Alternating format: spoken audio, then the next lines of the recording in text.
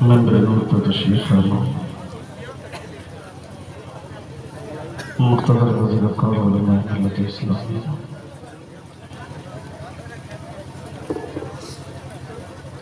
سامعین اعلان پردہ نشین خواتین اسلام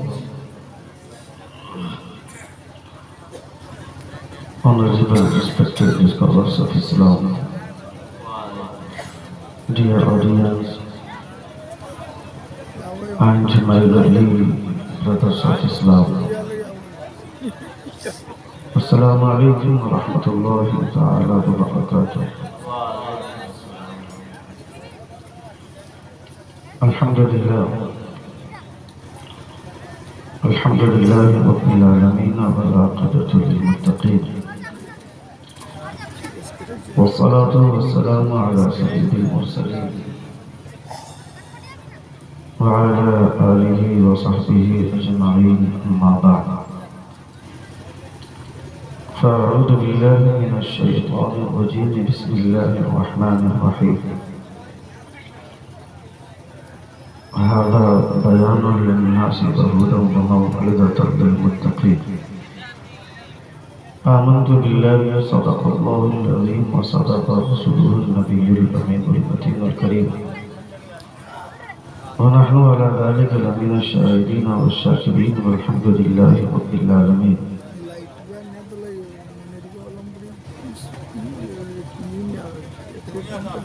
بآواز بلند درود شریف کا نذرانہ پیش کریں. اللہم صلی علی سیدنا شفیعنا حبیبنا و نبینا مولانا محمد وبارک وسلم صلاۃ و سلام علیک یا رسول اللہ صلی اللہ تعالی علیہ وسلم.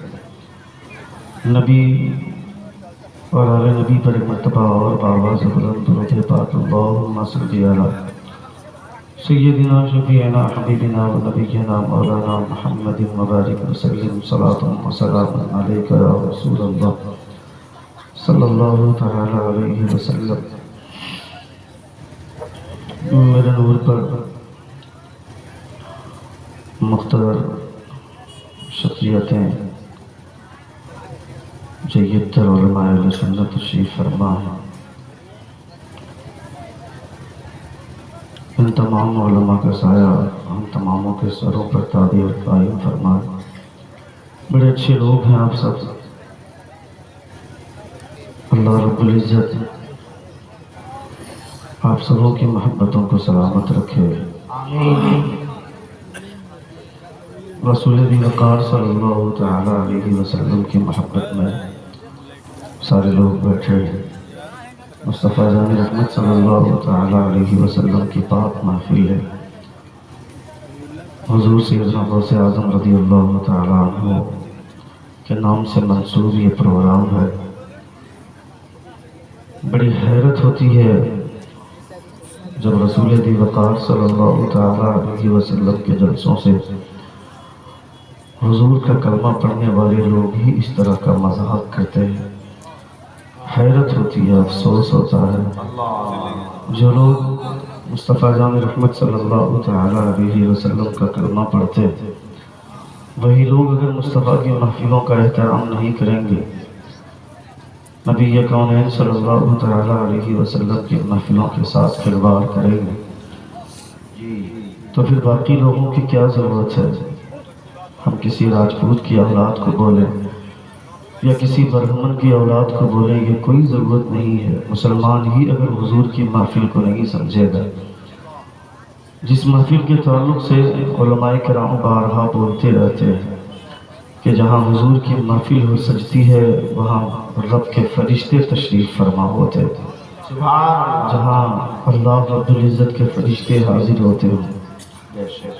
اور نبی کونین کا کلمہ پڑھنے والے لوگ اگر مصطفیٰ کی محفلوں کا ادب نہ کرے، مصطفیٰ کی محفلوں کا احترام نہ کرے، تو افسوس کا مقام ہے. خاص طور پر جھارکھنڈ کے کچھ علاقے اس حوالے سے بہت زیادہ بدنام ہیں. اڑیسہ کے کچھ علاقے ہمارے شاہ نواز حسان صاحب تشریف فرما بھی ان کی نام. اے بھائی صاحب، ہیلو بھائی جان، اے بھائی صاحب میں آپ سے بول رہا ہوں.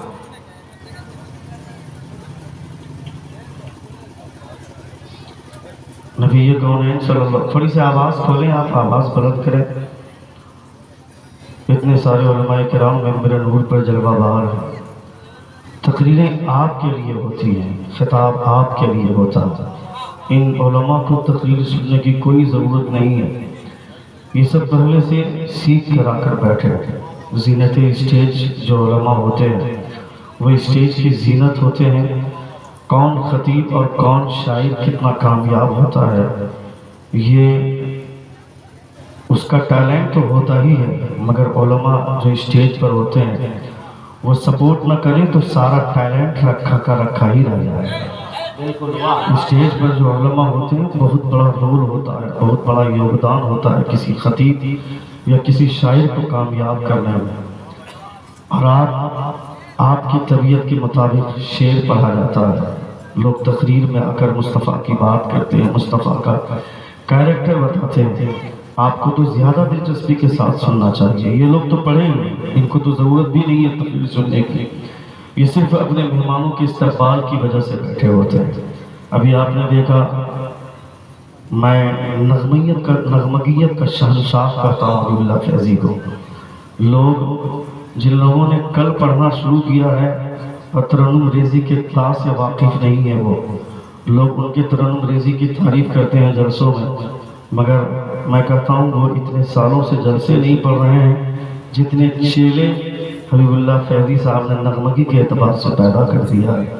اللہ رب العزت نے ان کی زبان میں، ان کی ترنم ریزی نے، ان کے قلم میں خدا نے وہ طاقت بخشی ہے کہ آج آئے دن کوئی کسی نہ کسی وجہ سے سوشل میڈیا پر وائرل ہو کر کے بدنام زمانہ ہو جاتے ہیں. مگر حضرت حبیب اللہ فیضی صاحب کی وہ محتاط شخصیت ہے کہ اب تک کسی کو ان کے نام پر انگلی رکھنے کی ہمت نہیں ہو پائی. اللہ رب العزت سلامت رکھے حبیب اللہ فیضی صاحب صلی اللہ کو اور ان تمام تر علماء کو. شاہنواز حسان، یہ میں تو ان کو کہتا ہوں کہ یہ مجاہد ملت کی عطاؤں کا اور کرشمہ سازی کا ایک خوبصورت نمونہ ہے. شاہنواز حسان یہ پاگل شاعر ہے.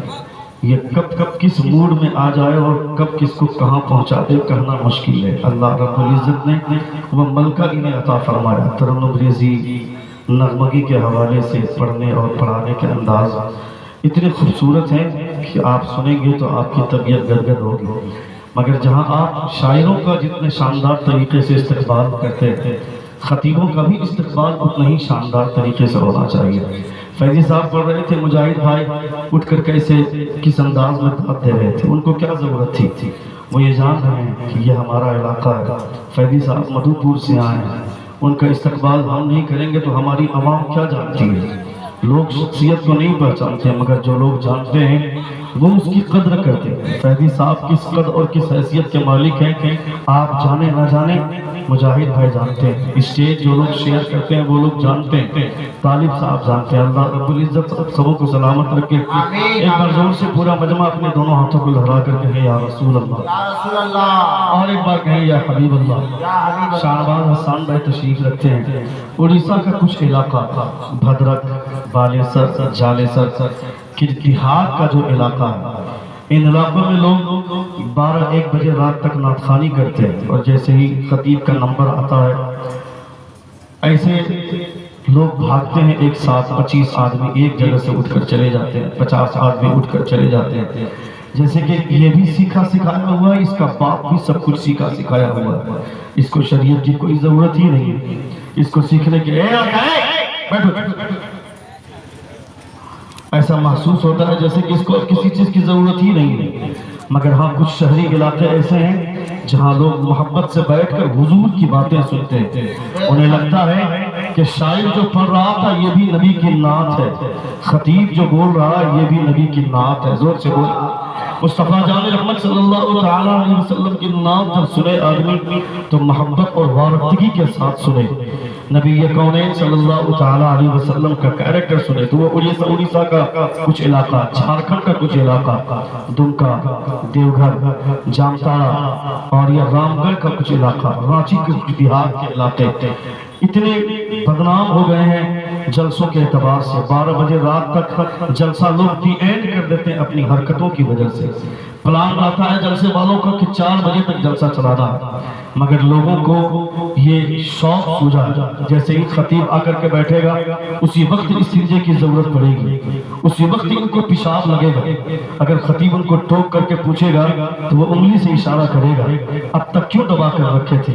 اگر تمہیں اتنی ہی زیادہ ضرورت تھی تو پیشاب کو روکنا منع ہے، پتھری کی شکایت ہونے کا اندیشہ ہے۔ اگر آپ کو ضرورت تھی تو آپ کو جانا چاہیے تھا۔ ایک خطیب بیٹھ کر کے مصطفیٰ کی حدیث پڑھ رہا ہے، اسی حدیث پڑھنے کے درمیان میں آپ اٹھ کر کے جا رہے ہیں۔ علماء کرام فرماتے ہیں جب خطیب کوئی خطبہ دے خطابت سے پہلے اس خطبے کا احترام آپ نہیں جانتے۔ حضرت عمر فاروق رضی اللہ تعالیٰ عنہ ارشاد فرماتے ہیں جب خطبہ دیا جائے اور کوئی دوسرا آدمی بات کرتا رہے، کوئی تیسرا آدمی اس کو منع کرنا چاہے انگلی کے اشارے سے کہ خاموش رہو بات نہ کرو، حضرت عمر فاروق فرماتے انگلی کے اشارے سے بھی منع کرنا منع ہے۔ اتنا احترام ہے خطبے کا۔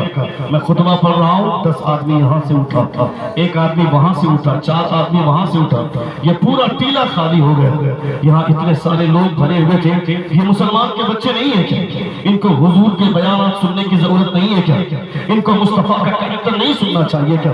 نبی کونین کا کریکٹر سننے کی ضرورت کس کو نہیں ہے؟ کون مصطفیٰ کے کریکٹر کا محتاج نہیں ہے؟ دنیا کا ہر آدمی مصطفیٰ کے کریکٹر کا محتاج ہے، مگر ہم نے اپنے آپ کو اپنے دل کو اتنا کالا کر لیا، ہم کو احساس تک نہیں ہوتا ہے کہ خطیب بیٹھ کر کے میں کہتا ہوں اگر میں اپنے باپ دادا کی بات کروں تو مجھے لات مار کر اسٹیج سے نیچے اتار دینا، اور اگر میں مصطفیٰ جان رحمت کی بات کر رہا ہوں اس وقت مجھ سے بہتر کوئی نہیں ہے، میرا باپ بھی میرے سامنے ہوتا تو میں اپنے باپ سے بھی بڑا تھا، میرا دادا بھی میرے سامنے ہوتا تو میں اپنے دادا سے بھی بڑا تھا، میں اپنے باپ کے قدموں کے دھول کی برابری نہیں کر سکتا، مگر اس وقت میں اپنے باپ سے بھی بڑا ہوں، اس وقت میں اپنے دادا سے بھی بڑا ہوں، اس لیے کہ اس وقت میں بات کر رہا ہوں جو مصطفیٰ جان رحمت کیا کرتے تھے، جو مصطفیٰ جان رحمت آمنہ کا لال کیا کرتا تھا،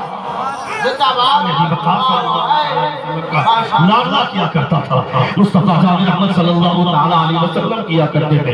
اپنے بچوں کو نہیں بتائیں گے کہ حضور کی محفل کیا ہوتی ہے، اپنے بچوں کو نہیں بتائیں گے آپ کہ حضور کی محفلوں کا احترام کیا ہوتا ہے، تو آپ کے بچے کیا سیکھیں گے؟ ہمارا نوجوان بچہ چبوترے کے کنارے پر بیٹھ کر کھڑے پیشاب کرتا ہے۔ ہم نے ایسے لوگوں کو بھی دیکھا ہے۔ یہ 11ویں شریف کا مہینہ حضور سیدنا غوث اعظم رضی اللہ تعالیٰ عنہ کی طرف یہ پروگرام منسوب ہے۔ نبی کونین صلی اللہ علیہ وسلم کا لاڈلا حضور سیدنا غوث اعظم کا آپ نے پروگرام کیا ہے، غوث اعظم کی محفل سجائی ہے تو بہت بڑا تیر نہیں مارا ہے آپ نے۔ حضور غوث اعظم نے بغداد میں کروٹیں لے کر آپ کو یاد کیا ہے تو آپ یہاں ان کا نام لے کر کے مچل رہے ہیں، آپ یہاں ان کو یاد کر رہے ہیں۔ حضور غوث اعظم کے وصال کیے ہوئے اگر آپ 1000 برس کے بعد ان کو یاد کر رہے ہیں تو بہت بڑا تیر نہیں مارے، فخر مت کیجیے۔ حضور غوث اعظم جب پیدا نہیں ہوئے تھے ان کے پیدائش کے 100 برس پہلے حضرت شیخ ابن وہب رضی اللہ تعالیٰ عنہ ان کے پاس گئے عراق سے کچھ لوگ ملنے کے لیے۔ حضرت شیخ ابن وہب کے پاس جا کر سلام کیا، آپ نے سلام کا جواب دیا۔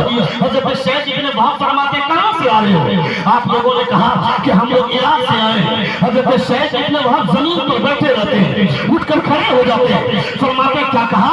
عراق سے آ رہے ہو؟ کہاں عراق سے آ رہے ہیں؟ آپ فرماتے ہیں ان اللہ نظر وجوہکم بظہور رجل اسمہ کان عبد القادر مظہور فی العراق ومسکن فی بغداد وهو یقول قدمی هذه على رقبۃ کل ولی اللہ۔ آپ فرماتے ہیں اللہ will shine your face through a person who will appear very soon. His name would be Abdul Qadir and he would say my foot is set on the neck of all awliya of Allah۔ آپ فرماتے ہیں خدا تمہارے چہرے کو روشن کرے، 100 سال کے بعد ایک بچہ عراق میں پیدا ہوگا، رہے گا بغداد میں اور وہ کہے گا میرا قدم تمام اولیاء اللہ کی گردنوں پر ہے۔ جب وہ کہے گا تو دنیا کے تمام اولیاء اپنی گردنوں کو جھکا دیں گے اور یہ اس کی مرضی سے نہیں خدا کی مرضی سے ہوگا۔ نعرہ تکبیر، نعرہ رسالت، فیضان غوث اعظم کانفرنس، نعرہ تکبیر۔ اس کی مرضی سے نہیں ہوگا، خدا کی مرضی سے ہوگا۔ حضرت غوث اعظم کے پیدائش سے 100 برس پہلے کوئی معنی رکھتا ہے، جانے کون ہے حضور غوث اعظم کی شخصیت؟ اور آپ کا بچہ دیوار کے کنارے پہ کھڑا کھڑا پیشاب کرتا ہے کتوں کی طرح۔ ہم نے ایسے لوگوں کو بھی دیکھا ہے جو 11ویں شریف کا لنگر کرواتے ہیں اور کھڑے کھڑے پیشاب کرتے ہیں۔ اتنا ٹائٹ جنس پہن لیا کہ وہ بیٹھ بھی نہیں سکتا، اتنا ٹائٹ کپڑا پہن لیا کہ وہ بیٹھ کر استنجا بھی نہیں کر سکتا۔ ایسی حالت تمہارے بچوں کی ہو گئی ہے، تمہارا بچہ کھڑا کھڑا پیشاب کرتا ہے، تمہارا بیٹا جوا کھیلتا ہے، تمہارا بیٹا چوری کرتا ہے، تمہارا بیٹا لونڈیا بازی کرتا ہے، تمہارا بیٹا آوارہ گردی کرتا ہے، اور تم مونچھ میں پاؤں دے کر گھوم رہے ہو گاؤں میں چودھری بن کر۔ تمہیں کوئی ضرورت نہیں ہے ہندوستان کے پردھان منتری کو گالی دینے کی، تمہیں کوئی ضرورت نہیں ہے بی جے پی نیتاؤں کو گالی دینے کی۔ تم یہاں منہ کھولے رہو گے، خدا تمہارے منہ میں رسول اللہ کی آئے گا کیا؟ اللہ فرماتا ہے وَمَا أَصَابَكُم مِّن مُّصِيبَةٍ فَبِمَا كَسَبَتْ أَيْدِيكُم، تمہارے اوپر جو مصیبتیں آئی ہیں وہ مصیبتیں کسی اور کی دی ہوئی نہیں ہے، تمہاری خود کی لائی ہوئی مصیبت ہے۔ تم نے مصیبتوں کو دعوت دیا ہے، تمہاری بیٹیاں بدنام ہو رہی ہیں، تمہاری بیٹیوں پر کیچڑ اچھالا جا رہا ہے، تمہاری بیٹیاں ٹک ٹاک میں ویڈیو بنا کر اپنے جسم کی نمائش کر رہی ہیں۔ ان بچیوں اور بےہودہ لڑکیوں کو کون بتائے گا کہ خود دنیا میں اللہ رب العزت شہرت چہرہ دکھانے کی وجہ سے نہیں دیتا ہے، جسم کو برہنہ کرنے سے نہیں دیتا ہے، اپنے بدن پر ننگا کر کے دنیا والوں کو دکھانے سے نہیں ہوتا ہے۔ تم کو جاننا ہے شہرت کیسے ملتی ہے تو کرناٹک کی اس لڑکی مسکان نامی خاتون کو دیکھو، اس لڑکی کو کسی نے چہرہ نہیں دیکھا مگر پوری دنیا مسکان کا نام جانا کرتی ہے۔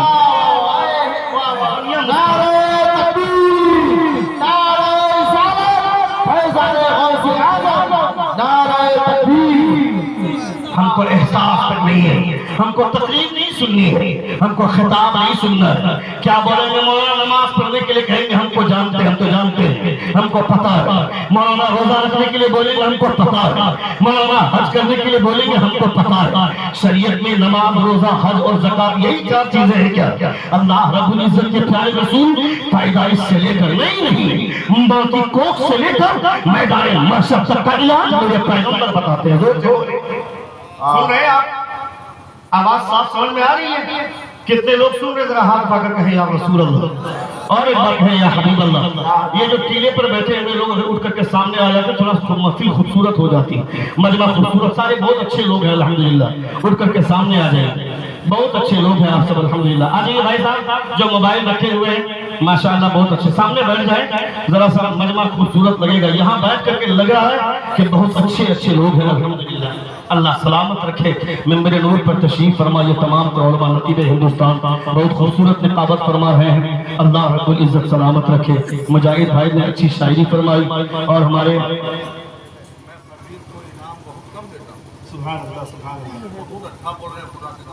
اللہ سلامت رکھے۔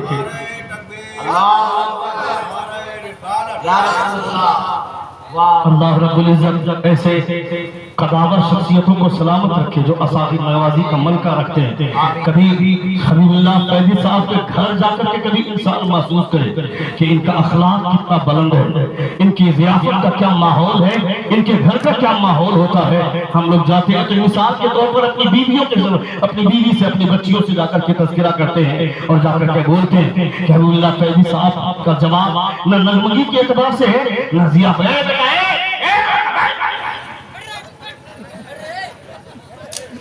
نبی کونین صلی اللہ علیہ وسلم کے محفلوں میں بیٹھ کر اٹھک بیٹھک کا ماحول ہو۔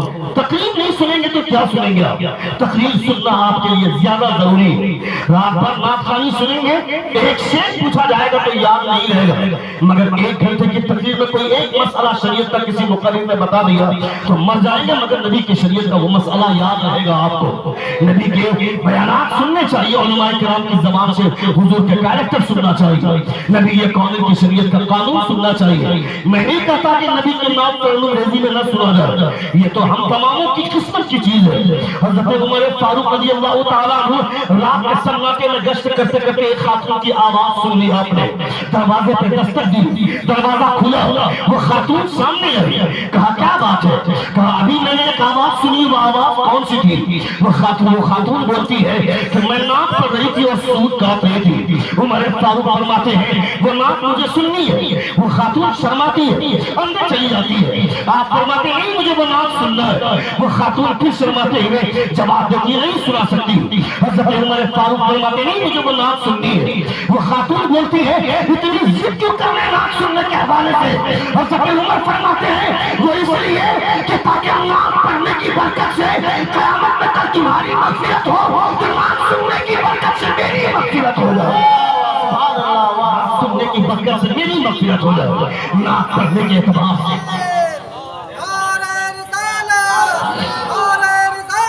یا رسول اللہ، عشق محبت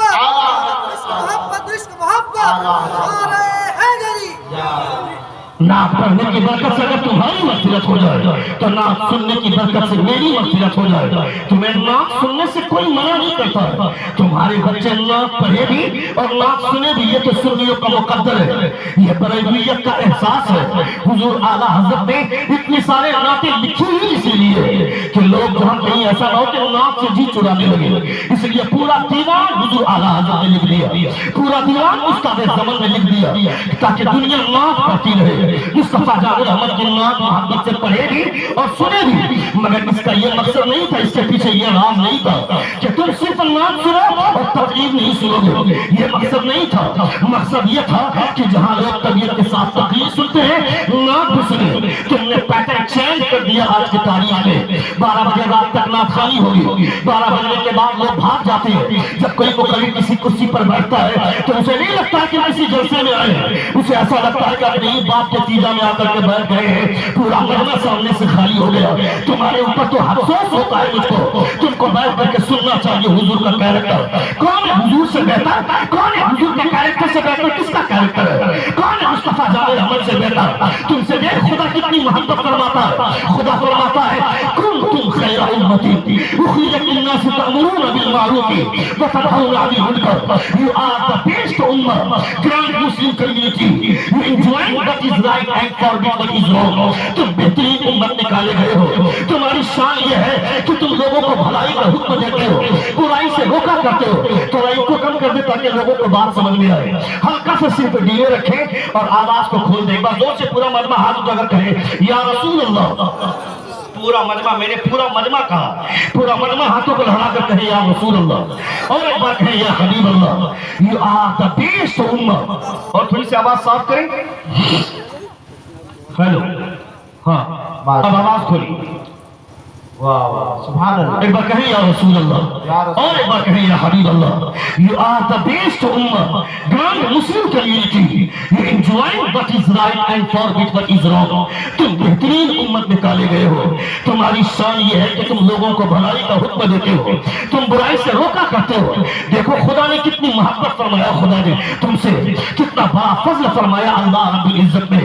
مولانا اقبال صاحب نے جلسہ اس لیے نہیں کروایا کہ لوگ 12 بجنے کے بعد بھاگ جائیں، مولانا اقبال صاحب نے خطیب کو اس لیے بلایا شاعروں کے ساتھ کہ لوگ محبت کے ساتھ شاعر کو بھی سنیں، یعنی نعت پڑھ کر اپنے اندر دیوانگی پیدا کریں اور تقریر سن کر اپنے آپ کو ہوش میں لائیں، یعنی مصطفیٰ کی شریعت کی تعلیم بھی ضروری ہے، نبی کونین صلی اللہ علیہ وسلم کی نعت سننا بھی ضروری ہے۔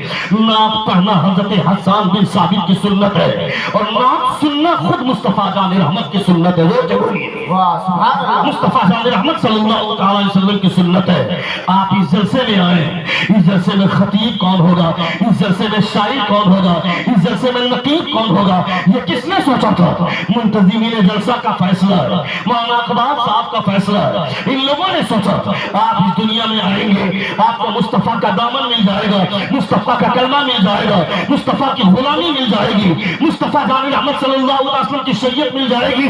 یہ کس نے سوچا تھا؟ نہ میں نے سوچا تھا، نہ میرے باپ نے سوچا تھا۔ پھر یہ فیصلہ کس کا تھا؟ میں نے کون سا تیر مار دیا؟ میرے باپ نے کون سا بڑا کارنامہ انجام دے دیا؟ خدا چاہتا تو کسی ایسے گھر میں بھی پیدا کر دیتا جہاں کے لوگ گائے کا پیشاب پیتے ہیں، خدا چاہتا تو ایسے گھر میں بھی پیدا کر دیتا جہاں کے لوگ گوبر کھاتے ہیں. خدا چاہتا تو ایسے گھر میں بھی پیدا کر دیتا جہاں کے لوگ مصطفیٰ کا نام سن کر کے چلتے ہیں. خدا چاہتا تو ایسے گھر میں بھی پیدا کر دیتا جہاں کے لوگ مصطفیٰ کا نام سن کر کے چہرہ بگاڑتے ہیں. مگر خدا کا شکر ہے کہ خدا نے ایسے گھر میں پیدا کیا ہے جہاں کے لوگ مصطفیٰ کا نام سنتے ہیں تو خاموش نہیں رہتے, اپنے انگوٹھے کو بوسہ دے کر کے آنکھوں سے لگاتے ہیں. مصطفیٰ کا نام سن کر کے مچل جاتے ہیں. کون سا تیر مارا تھا کہ اتنا اچھا گھر مل گیا؟ میرا باپ مصطفیٰ کا نام سن کر کے مچلتا ہے, میری ماں مچلتی ہے, میرا بھائی مچلتا ہے, میری بہن مچلتی ہے. کون سا تیر مارا تھا؟ تو چلو کوہ طور کے اس منظر کو یاد کرو جب حضرت موسیٰ علیہ الصلوۃ والتسلیم نے خدا سے فرمایا تھا, اے پروردگار میں توریت کو پڑھا ہے, اس میں ایک امت کا تذکرہ پڑھتے ہوئے مجھے بڑی خوشی ہوئی, اے مولا اس امت کو میرے حوالے کر دے. خدا فرماتا ہے, اے موسیٰ اس امت کو میں تیرے حوالے کیسے کر دوں؟ اسے میں نے کسی اور کے لیے نہیں اپنے حبیب کے لیے رکھا ہے. سبحان اللہ. نعرہ تکبیر, نعرہ رسالت, فیضان غوث اعظم, نعرہ تکبیر. اسے میں نے کسی اور کے لیے نہیں اپنے حبیب کے لیے رکھا ہے. یہ آپ کی شان ہے, یہ آپ کا مقام ہے. 17 انبیاء کرام نے مصطفیٰ کے امت میں آنے کے لیے دعا کی تھی, مگر آپ نے کون سا کام کر دیا جو خدا نے آپ کو مصطفیٰ کی غلامی عطا فرما دی, مصطفیٰ کا دامن عطا فرما دیا. اتنا بڑا انعام اللہ رب العزت کی جانب سے ملنے کے باوجود تمہیں احساس تک نہیں ہوتا ہے. تمہارا بچہ 24 گھنٹے پب جی کھیلتا ہے, فری فائر جیسے گیم کھیلتا ہے. اب تو جلسوں میں بھی کھلواڑ ہونے لگا. ایسا خطیب آئے گا جو محفل رسول میں بیٹھ کر ہنسی مذاق کرے گا, ٹھٹا بازی کرے گا. میں کہتا ہے ظالم, یہاں پہ بھی بیٹھ کر ہنسے گا, یہاں پر بھی بیٹھ کر کے کرسی پر بیٹھ کر پگڑی باندھ کر لوگوں کو ہنسائے گا, یہاں بیٹھ کر قہقہے کی محفل سجائے گا. تو بخاری شریف کس لیے پڑھی تھی؟ بخاری مسلم شریف کا مطالعہ کس لیے کیا تھا؟ ترمذی شریف اسی لیے پڑھی تھی کیا؟ تفسیر ابو سعود کا مطالعہ اسی لیے کیا تھا, تفسیر جلالین کا مطالعہ اسی لیے کیا تھا. پتہ نہیں ایسے خطیب ان کتابوں کا نام بھی سنے ہوں گے کہ نہیں سنے ہوں گے جو حضور کی محفلوں میں آ کر کے کھلواڑ کرتے ہیں, مذاق کرتے ہیں. یہ وہ جگہ ہے, خبردار خبردار, جب تک قرآن کی تلاوت نہیں ہوئی تھی یہ صرف اسٹیج تھا, اور جب اس میں قرآن کی تلاوت ہو گئی اب یہ اسٹیج نہیں منبر رسول بن گیا. اس میں اب کوئی نیتا نہیں بیٹھے گا, کوئی ودھائک نہیں بیٹھے گا, کھڑا ہو کر پیشاب کرنے والا کوئی ایم ایل اے نہیں بیٹھے گا. یہاں وہ بیٹھے گا جس کے سینے میں قرآن کی دولت ہوگی, جس کے سینے میں مصطفیٰ کی شریعت ہوگی. نعرہ تکبیر, نعرہ رسالت, علماء اہل سنت, فیضان غوث اعظم, نعرہ تکبیر. ہم نے رسول ابی وقار صلی اللہ تعالی علیہ وسلم کی محفلوں کے ساتھ جو کھلواڑ کیا, کون اس کا خمیازہ بھگتے گا؟ کون اس حوالے سے سوچتا ہے؟ اپنے بچوں کو بیٹھا کر کے سمجھاؤ, اپنے بچوں کو بتاؤ, ورنہ آنے والے دنوں میں تمہارا بیٹا اگر لات مارے گا تو کسی بڑے سے بڑے پیر صاحب کے پجا کر تلوا چاٹو گے اور کہو گے میرے بچے کو تعریف دے لیجیے, میرا بیٹا سدھر جائے گا. خبردار, کوئی کام نہیں آنے والی ہے, نہ کوئی تعویذ کام آنے والی ہے, نہ کوئی دعا کام آنے والی ہے. تم نے اپنے بچوں کی بنیاد خراب کر دی, تم نے اپنے بچوں کی تہذیب خراب کر دی. بچیوں کا نام عائشہ رکھ دینے سے عائشہ کا کیریکٹر نہیں آئے گا, مریم کا نام رکھ دینے سے مریم جیسا کردار نہیں آئے گا, فاطمہ کا نام رکھ دینے سے فاطمہ جیسی سیرت نہیں آئے گی. فاطمہ اگر اپنی بچی کا نام رکھا ہے تو کبھی بیٹھ کر حضرت فاطمہ کی کہانی سناؤ. مریم نام رکھا ہے تو کبھی حضرت مریم کی پاک دامنی کا قصہ سناؤ. کبھی حضرت عائشہ کا نام رکھا ہے تو حضرت عائشہ کے بارے میں بتاؤ کون حضرت عائشہ ہے جن کی شان میں قرآن مقدس کے 18ویں پارے میں خدا نے 18 آیتیں نازل فرمائی ہے. اس کا نام رکھا تم نے اپنی بیٹی کا, مگر تمہاری بیٹی 24 گھنٹے سیریل دیکھتی ہے, فلمیں دیکھتی ہے. موبائل میں تم نے اینڈرائڈ فون موضوع اپنی بیٹی کو دے دیا ہے, وہ بیٹی فلمیں دیکھ رہی ہے, ٹک ٹاک ویڈیو بنا رہی ہے. اسے بتاؤ کہ تم کو تمہاری بیٹی کٹرینہ کیف کا نام جانتی ہے, کرینہ کپور کا نام جانتی ہے, مگر رابعہ بصریہ کس خاتون کا نام ہے یہ تمہاری بیٹی نہیں جانتی ہے. فاطمہ کس خاتون کا نام ہے یہ تمہاری بیٹی نہیں جانتی ہے. اسے کون بتائے گا؟ یہ اس کے باپ کی ذمہ داری ہے. 1 مہینے کا روزہ رکھنے کے بعد بھی وہ بیٹی 1 مہینے کا روزہ رکھ کر جاتی ہے بازار میں, بولتی ہے مجھے کرینہ کا ڈریس چاہیے, کٹرینہ کا پلازو چاہیے. میں کہتا ہے لچی, کون ہے وہ کرینہ, کون ہے کٹرینہ؟ تم کو تو اپنے باپ کو کہنا چاہیے تھا میرے ابا حضور میں نے 1 مہینے کا روزہ رکھا ہے, یہ روزہ برباد نہیں کرنا چاہتی, مجھے کرینہ کا ڈریس بیٹی فاطمہ پڑھا کرتی تھی، جو مصطفیٰ کی بیوی خدیجہ پڑھا کرتی تھی۔ نعرہ تکبیر، نعرہ رسالت، نعرہ رسالت، نعرہ تکبیر۔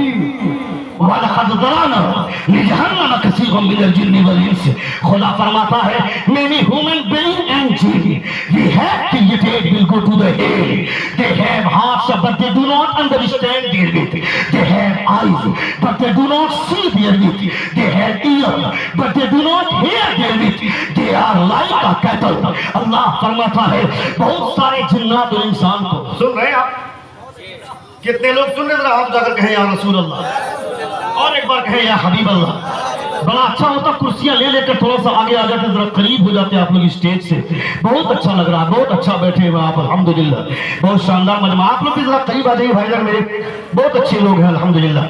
جب آپ اٹھنے لگے تھے مجھے لگا تھا کہ پتہ نہیں لوگ مجھ کو سنیں گے کہ نہیں، مجھ کو لگ رہا تھا کہ مولانا اقبال صاحب مجھے کیوں بلا لیے خامخواہ، نہیں بلانا چاہیے تھا، مگر اب لگ رہا ہے کہ نہیں صحیح جگہ پہ بلایا، جہاں کے لوگ صرف نعت نہیں سنتے ہیں ترنم میں، بلکہ نعت نثر کے انداز میں بھی لوگ سنتے ہیں الحمدللہ۔ اللہ سلامت رکھے۔ ایک بار زور سے پورا مجمع ہاتھوں کو لہرا کر کہیں یا رسول اللہ، اور ایک بار کہیں یا حبیب اللہ۔ یہ آتا بیسٹ امہ، یہ خدا ارشاد فرماتا ہے، مگر اللہ فرماتا ہے بہت سارے جنات اور انسان کو میں نے اس لیے پیدا کیا ہے کہ وہ لوگ جہنم میں جائیں۔ یہ خدا فرماتا ہے کیوں؟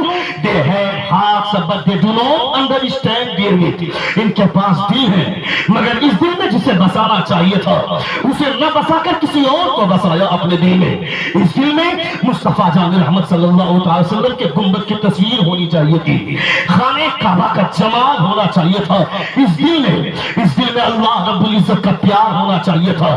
حضرت جنید بغدادی رضی اللہ تعالیٰ عنہ کے پاس ایک خاتون آئی، سنیے، سن رہے ہیں نا، سن رہے ہیں؟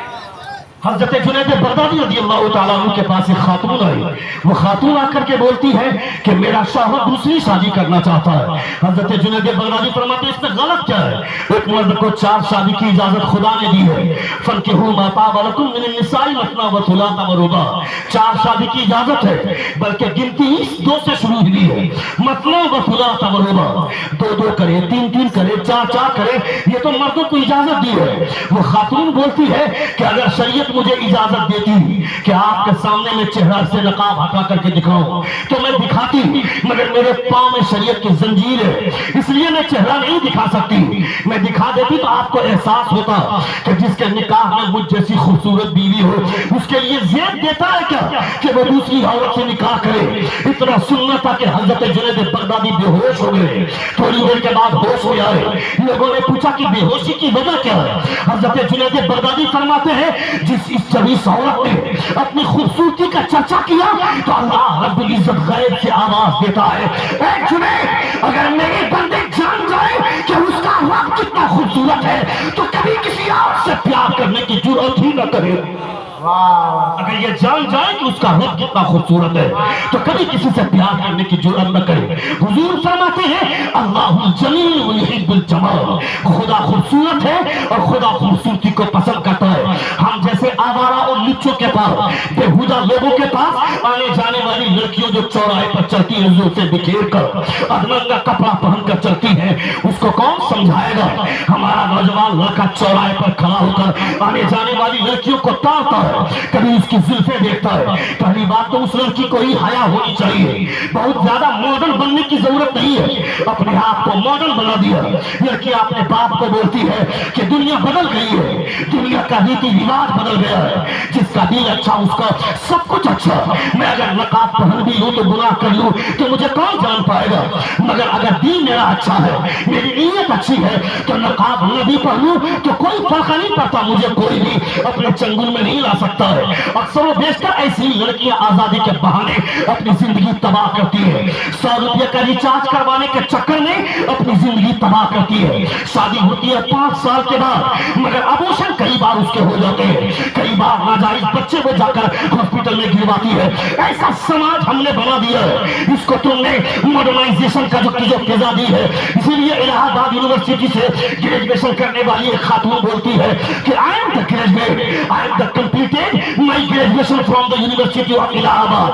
I am the aware of the modernization of the women, but I have not forget my culture, my custom, my system, and my value. And the most of all, I never ever forget that I am Indian Muslim woman. वो बोलती है मैं Allahabad university से graduation complete की हूँ, मैं दुनिया के मॉडर्नाइजेशन से वाकिफ हूँ, आजादी क्या होती है मैं ये जानती हूँ, मगर मैं अपने आप को आजादी की फिजा में झोंकना नहीं चाहती हूँ। ये दुनिया वाले आजादी का नारा लगाकर औरतों को लज्जत का सामान बना देते हैं, औरतों की इज्जत के साथ खिलवाड़ करते हैं। दुनिया में आज भी औरतों की इज्जत उसी औरत की इज्जत होती है जिसके पास हया होती है, जिसके पास लाज होती है, जिसके पास शर्म होती है, जिसके पास गैरत होती है। और गैरतमंदी और हयादारी की मिसाल देखनी हो तो किसी और को नहीं, नबी की बेटी फातिमा के कैरेक्टर को देखो। सुभान अल्लाह, जिंदाबाद।